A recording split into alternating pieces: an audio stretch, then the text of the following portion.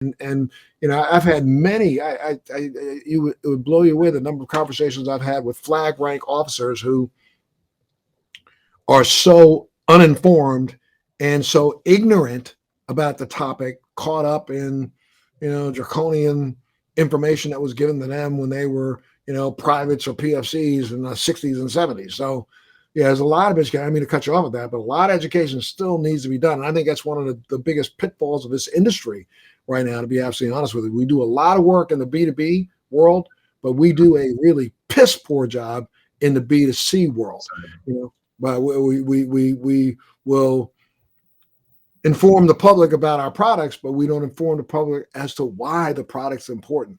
We'll get into that a little bit more in depth, and we'll talk and pick your brain a little bit about how we can change that paradigm, because I think, especially right now, I mean, we're living in a time when the only thing that's consistent between the right and the left is cannabis.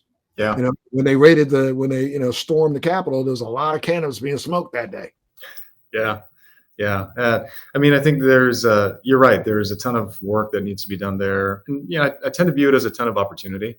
I do think that there's just some basic dialogue that needs to be had, right? And again, I think if I turn back to my own experience, when I first came face to face with this concept of joining the cannabis industry, I had no frame of reference. I personally didn't consume growing up. I actually did not consume while I was in service.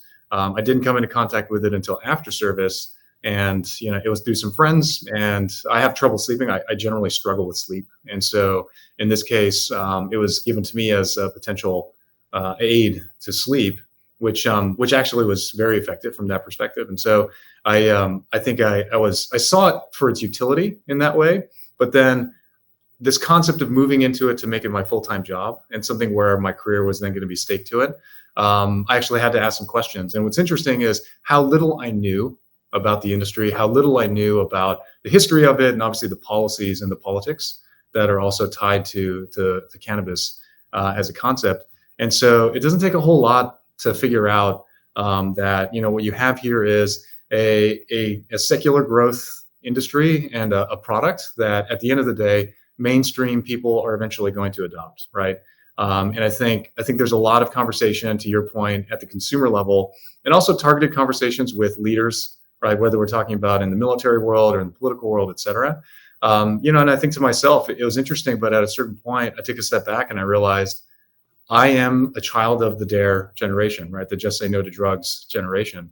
And it's interesting that you tell yourself, well, these are messages and things that I've come into contact with, but at the end of the day, I'm my own person.